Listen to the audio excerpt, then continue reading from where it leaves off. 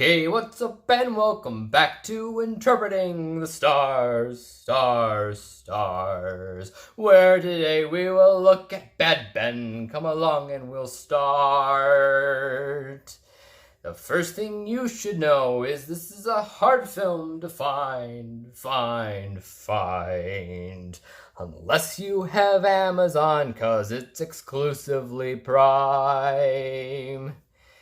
It is found footage. It follows a man all alone, lone, experiencing the unknown, filming on his cell phone.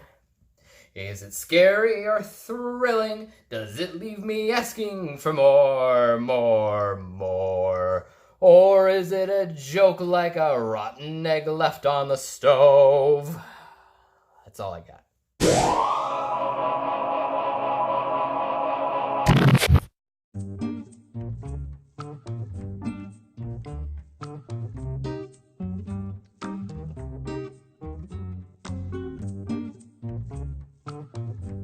So, as mentioned in my really embarrassing and stupid intro, Bad Ben is a Amazon Prime exclusive film. It's also a franchise. There are 6 movies to this thing, and it only started in 2016. So on average, there's 2 of these movies every year, and it doesn't seem like it'll ever stop because it is extremely cheap to do.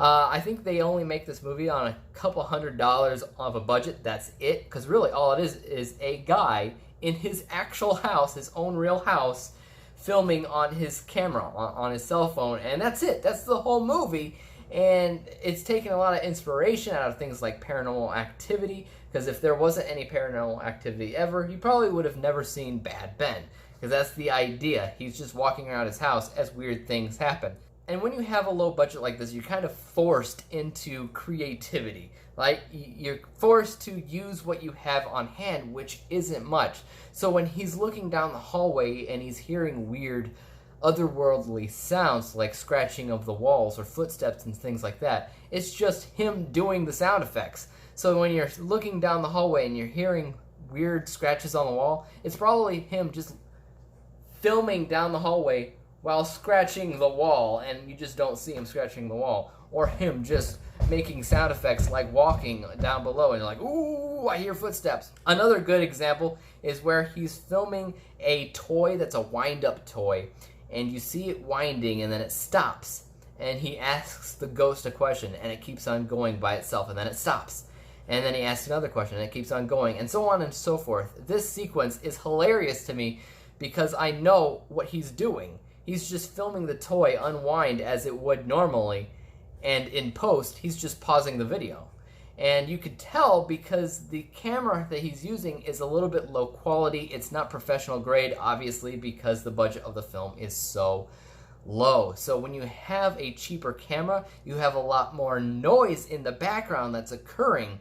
And when you pause the video, that noise that's kind of speckling around you just stops along with everything else. So you can tell that he's pausing the video and the toy isn't just stopping by itself.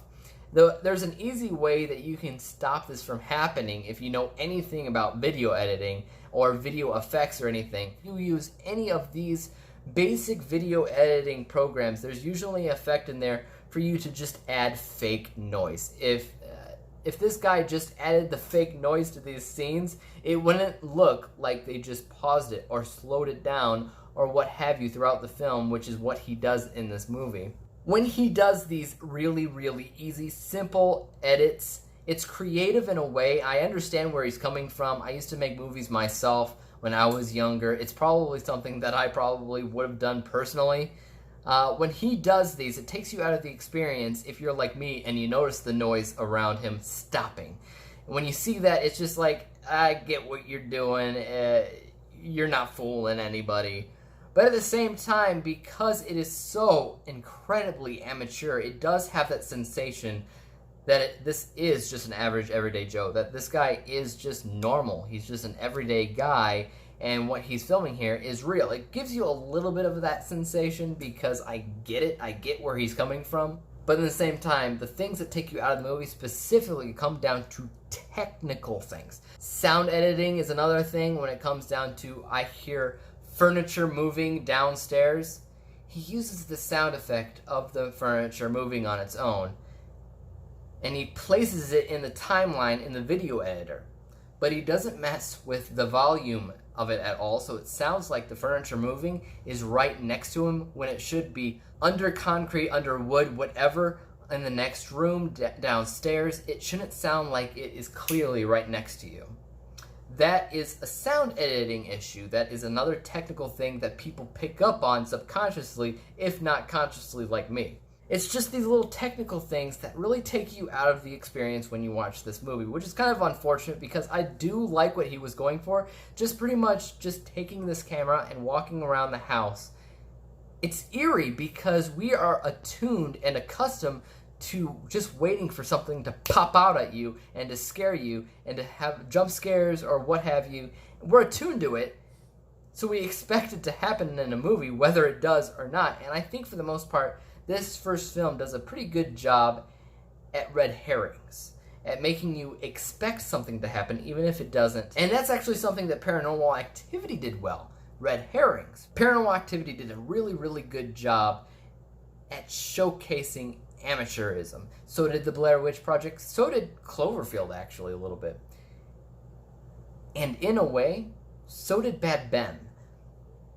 Not so much because it needed that technical element, and because it didn't have the technical element, it takes you out of it a little bit, and which is unfortunate. I'm going through and I'm going to try to watch all of these movies. It's going to be an insane endeavor because I just watched the second movie, and the second movie is just trash. It just is on so many levels, but the second movie is needed in the same regards because it's the prequel. It's the people who lived there before Tom lived at this house and how everything came to be. It fills in gaps. The second one is important in that regards, but the acting is so bad, and I guess I'll get into that if I review the second movie.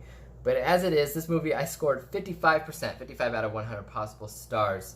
On my website, daveexaminesmovies.com, I'm going to do a series review, a franchise review on all of these movies, how they connect, and how the franchise is reviewed as a whole and how it compares to other movies like it. So keep an eye out for that. And until next time, guys, make sure that for YouTube you hit subscribe, hit the like button, hit the bell, let me know if I want to come out with my next review. And until then, peace out.